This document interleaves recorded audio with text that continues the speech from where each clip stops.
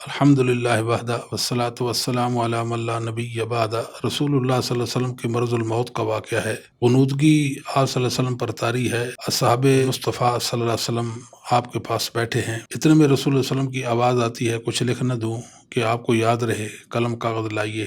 یہ آواز ایسے وقت میں آئی جب نبی کریم صلی اللہ علیہ وسلم وحی کے ابلاغ کا فریضہ بھی طریق آسن نبھا چکے ہیں، دین مکمل ہو چکا ہے۔ موت کے صبر آزما لمحوں نے جانثاروں کے دیدے نمناک کر رکھے ہوں گے، کبھی بہہ جاتے ہوں گے، کبھی صبر سے تھم جاتے ہوں گے۔ وقت کی اسی نزاکت کو مد نظر رکھتے ہوئے سید عمر بن خطاب رضی اللہ تعالیٰ کہتے ہیں، حسبنا کتاب اللہ، ہمیں اللہ کے احکام کافی ہیں۔ چاہتے ہیں کہ رسول اللہ علیہ وسلم کو لکھنے کی زحمت کیوں دیں جبکہ وہی تو آپ پہنچا چکے۔ بعض صحابہ نے سید عمر کے اس بات کی موافقت کی، دوسرے بعض اختلاف کرنے لگے۔ اختلاف کرنے والوں کا کہنا تھا، حاجر رسول اللہ صلی اللہ علیہ وسلم، کاغذ قلم دیجئے، یہ مریض کی بے ربط گفتگو نہیں ہے بلکہ رسول اللہ صلی اللہ علیہ وسلم واقعی کچھ لکھنا چاہتے ہیں۔ دوسرے صحابہ دینے کے حق میں نہیں تھے، ان کا کہنا تھا کہ رسول اللہ صلی اللہ علیہ وسلم تکلیف میں ہیں۔ اتنے میں رسول اللہ صلی اللہ علیہ وسلم کی آواز آئی کہ قلم کاغذ رہنے دیجئے اور فی الحال یہاں سے چلے جائیے، میری موجودگی میں اختلاف مناسب نہیں ہے۔ سیدنا عبداللہ بن عباس رضی اللہ تعالی عنہما بیان کرتے ہیں، نبی اکرم صلی اللہ علیہ وسلم کی وفات کا وقت ہوا تو اس وقت گھر میں سیدنا عمر بن خطاب سمیت کچھ لوگ موجود تھے۔ آپ صلی اللہ علیہ وسلم نے فرمایا، قلم کاغذ لائیے، میں تحریر کر دوں جس کے بعد آپ کبھی نہیں بولیں گے۔ عمر بن خطاب رضی اللہ تعالیٰ کہنے لگے، رسول اللہ صلی اللہ علیہ وسلم پر تکلیف کا غلبہ ہے اور قرآن موجود ہے، سو ہمیں قرآن و حدیث ہی کافی ہے۔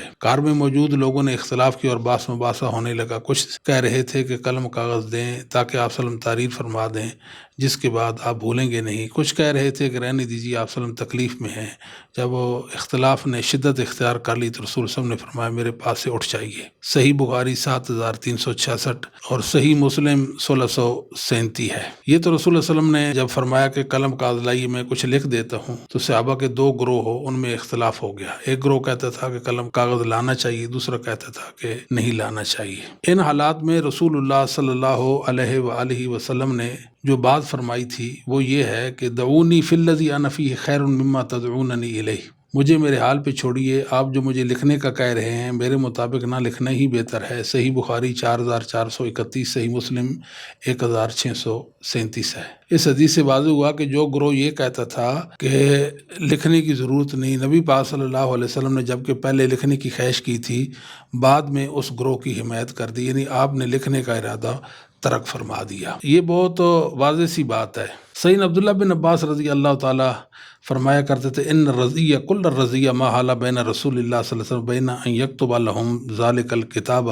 من اختلافهم وغلطهم۔ بہت بڑی مصیبت تب واقع ہوئی جب صحابہ کا باہمی اختلاف اور شور ہوا، نبی پاک صلی اللہ علیہ وسلم نے لکھنے کا ارادہ ترک کر دیا۔ صحیح بخاری 7366، صحیح مسلم 1637 ہے۔ تو سیدنا عبداللہ بن عباس کا اپنا یہ اجتہاد تھا، نبی پاک صلی اللہ علیہ وسلم لکھنے کا ارادہ صحابہ کے اختلاف کی وجہ سے نہیں بلکہ از خود ہی ترک کر دیا تھا، کیونکہ چند دن پہلے بھی ایسے ہی واقعہ پیش آ چکا تھا۔ تب نبی کریم صلی اللہ علیہ وسلم نے سید عائشہ سے فرمایا کہ ابو بکر، یعنی اپنے باپ ابو بکر اور اپنے بھائی عبد الرحمن بن ابی بکر کو بلائیے، میں خلافت لکھ دیتا ہوں۔ پھر ارادہ ترک کر دیا، فرمایا یا باللہ والمومنون الا ابا بکر، خلافت کے لیے ابو بکر کے علاوہ کسی کا نام آیا تو اللہ تعالیٰ اور مومن انکار کر دیں گے۔ مسند الامام احمد جلد 6 صفحہ 144، صحیح مسلم 2387 ہے۔ یہاں تو نبی کریم صلی اللہ علیہ وسلم اور سیدہ عائشہ ہیں رضی اللہ تعالی عنہ، لکھنے سے روکنے والا کوئی نہیں، مگر آپ ارادہ ترک کر دیتے ہیں۔ کیوں؟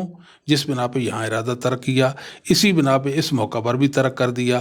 شیخ الاسلام ابن تیمیہ رحمۃ اللہ علیہ فرمایا کرتے تھے، ان رسول اللہ صلی اللہ علیہ وسلم ترک کتابۃ الکتاب باختیارہ ولم یکن فی ذلک نزاع ولو استمر علی ارادۃ الکتاب ما قدر احد ان یمنعہ۔ اس میں کوئی اختلاف ہی نہیں کہ نبی پاک صلی اللہ علیہ وسلم نے لکھنے کا ارادہ اپنے اختیار سے ترک کیا۔ اگر آپ لکھنا چاہتے تو کسی کی مجال تھی کہ آپ کو روکتا۔ منہاج السنہ جلد 6 صفحہ 317 ہے۔ تو مسئلہ بہت واضح ہو گیا کہ یہ معاملہ جو تھا یہ جمعرات کا تھا۔ اگر کوئی کہتا ہے کہ جی صحابہ نے لکھنے نہیں دیا، تو صحابہ کہاں اتنی جرت کر سکتے کہ نبی پاک صلی اللہ علیہ وسلم کے ارادے میں حائل ہوتے اور نبی پاک صلی اللہ علیہ وسلم اپنے ارادے کو صحابہ کے اختلاف وجہ سے ترک کرتے؟ ایسا تو نہیں ہو سکتا تھا۔ جمعرات کا واقعہ ہے اور سوموار کو نبی پاک صلی اللہ علیہ وسلم کی وفات ہوئی۔ چلیں اس دن اگر کسی وجہ سے آپ رک گئے، اگلے دن، اس سے اگلے دن، اس سے اگلے دن آپ لکھ دیتے، سوموار 3 دن درمیان میں آ گئے۔ کہنے کا مقصد یہ ہے کہ یہ جو حدیث ہے، حدیث کرتاس سے اس کو کہتے ہیں، تو نبی پاک صلی اللہ علیہ وسلم کچھ لکھنا چاہتے تھے، کیا لکھنا چاہتے یہ تو اللہ کو پتہ ہے، اور آپ نے اس موقع پہ 3 باتیں ویسے فرما دی تھی،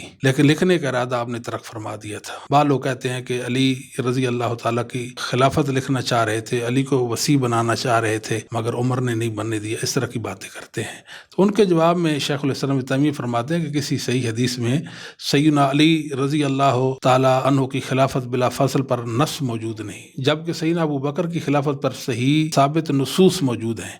شیعہ کا دعویٰ ہے کہ نبی پاک صلی اللہ علیہ وسلم سے علی رضی اللہ تعالیٰ کی خلافت بلا فصل پر قطعی نص قائم کر چکے تھے۔ اگر ایسا ہی تھا تو لکھنے کی ضرورت کیا تھی؟ اگر خلافت کا بیان ہو چکا تھا تو سوچئے جن لوگوں نے سن کر نہیں مانا وہ لکھا ہوا مان لیتے۔ منہاج السنہ جلد 6 صفحہ 318 ہے۔ اللہ عالم بالصواب۔ السلام علیکم ورحمۃ اللہ وبرکاتہ۔